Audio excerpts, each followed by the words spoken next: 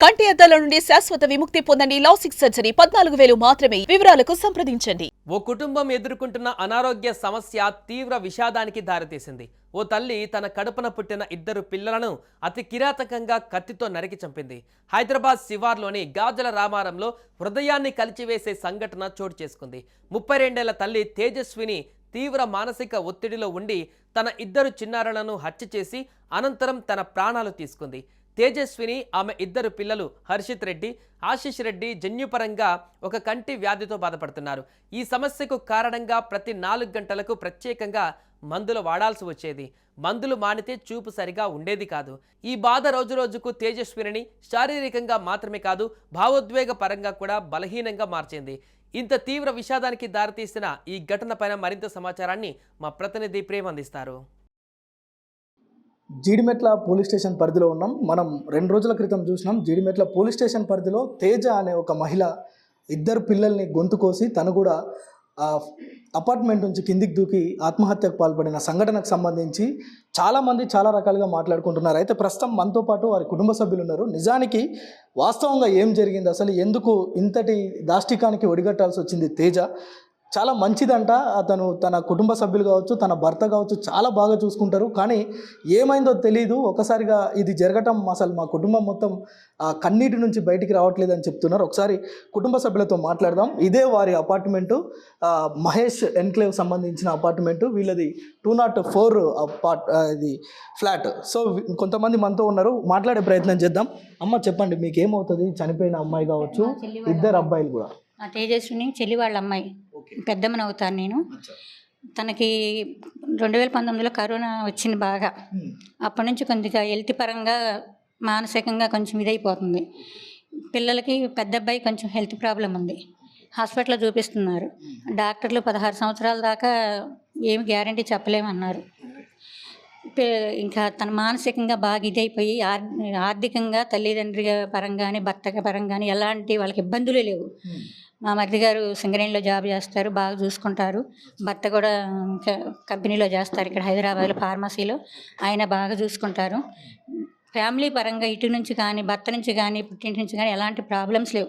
Only health పరంగా ఈ పిల్లలు ఇలా హెల్త్ ఇలా ఉంది, నా హెల్త్ ఇలా ఉంది. తనకి హెల్త్ ప్రాబ్లమ్స్ వచ్చినాయి. 2 పిల్లలు సిజేరియన్ అయినాయి, ఆపరేషన్ అయిన దగ్గర అయింది. కరోనా వచ్చిన దగ్గర నుంచి కొంచెం మానసికంగా ఇదవుతుంది. దానివల్ల నా పరిస్థితి ఎలా అవుతుంది అనే మానసిక ఒక్కొక్క క్షణంలో ఏం మాట్లాడిద్దో తనకి బాగా మెంటల్ పరంగా ఇదైపోయి అనుకోకుండా. జనరల్గా భార్యాభర్తలు 2 బాగానే ఉంటారు. ఎందుకంటే నిన్న మనం కింద కూడా చాలామంది చూసినాం, ఏదేదో మాట్లాడుతున్నారు.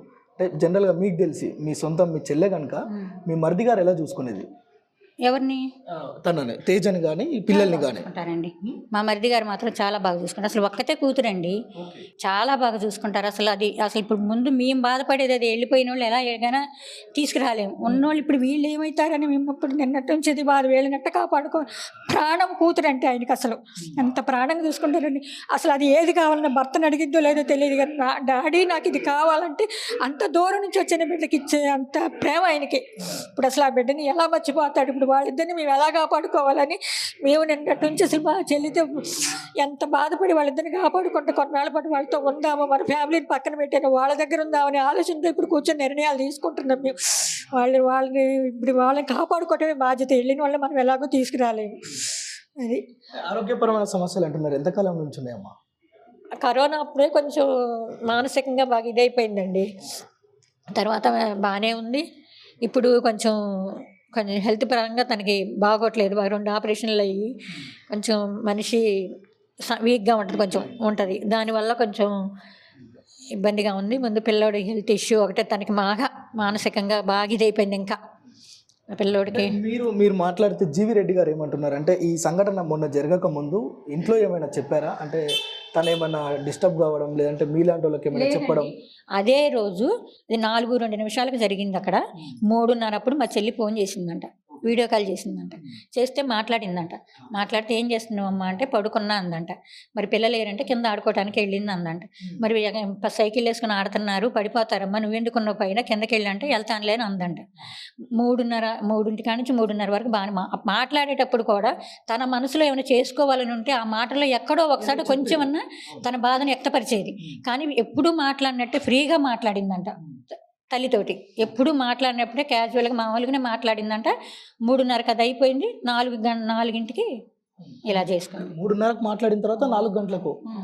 ఓకే, ఇతనేనా?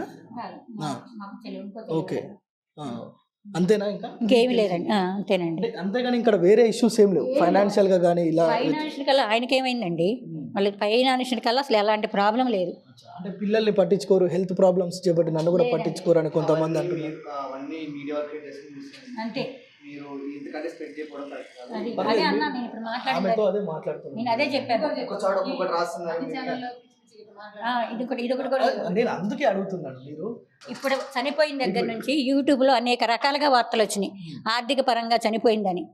అసలు అలాంటి పరిస్థితే లేదు వాళ్ళకి. తర్వాత భర్త చూడలేక చూపించలేను, మీ ఇద్దరికి హెల్త్ బాగోట్లేదు, పిల్లలకి నీకు బాగోట్లేదు, సత్యసావ నేను చూపించను అనేది కూడా రాశారు. అది అసలు అది తప్పు.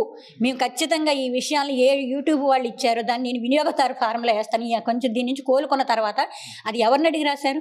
సూసైడ్ నోట్ ఉంది, సూసైడ్ నోట్లో దాన్ని పోలీసుల ద్వారా తీసుకొని రాయాలి.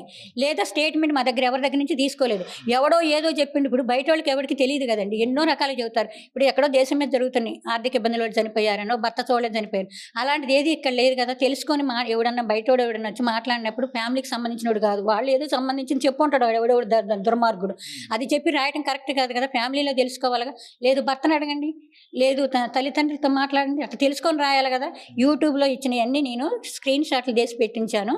ఖచ్చితంగా దీన్ని వినియోగదారు ఫారంలో వేస్తాను. సో అంటే నిజానికి వీళ్ళంతా కూడా ఈ కుటుంబానికి సంబంధించి వీళ్ళు పుట్టెడు దుఃఖంలో ఉన్నారు. చాలామంది వీళ్ళపైన నెగిటివ్ ప్రచారం చేసే ప్రచారం అంటే ఇక్కడ తెలిసి తెలియని వాళ్ళు చెప్తే వాటిని వేరే విధంగా అంటే కుటుంబాల్లో ఏదో కలహాలు ఉన్నట్లుగా చెప్పి అనవసరంగా వాళ్ళను ఇబ్బంది పెడుతున్నారని చెప్పి కుటుంబ సభ్యులు బాధపడుతున్నారు. ఓవైపు కుటుంబంలో 3 చిన్నారులు, 2 అదేవిధంగా తేజస్విని, 3ని కోల్పోయిన పుట్టెడు దుఃఖంలో ఉన్న వారికి ఇదొక అంటే పెద్ద బాధగా ఉంది. వారు కుటుంబ సభ్యులు ఎవరు కూడా బయటకు వస్తలే. ఒకసారి మనం ఈ అపార్ట్మెంట్కి సంబంధించి కనుక ఒకసారి చూస్తే ఎవరు కూడా లేరు. అంటే ఈ పక్కన ఉన్న అపార్ట్మెంట్స్ కావచ్చు, ఇది ఎవ్వరు కూడా ఇక్కడ లేరు. మొత్తం ప్రశాంతంగా అంటే చాలా భయాందోళనమైన పరిస్థితుల్లో ఇక్కడ ఉన్న వారందరూ ఉన్నారు. సుమన్ టీవీలో మీ పర్సనల్ అండ్ బిజినెస్ ప్రమోషన్స్ కోసం కింది నెంబర్కి కాంటాక్ట్ చేయండి.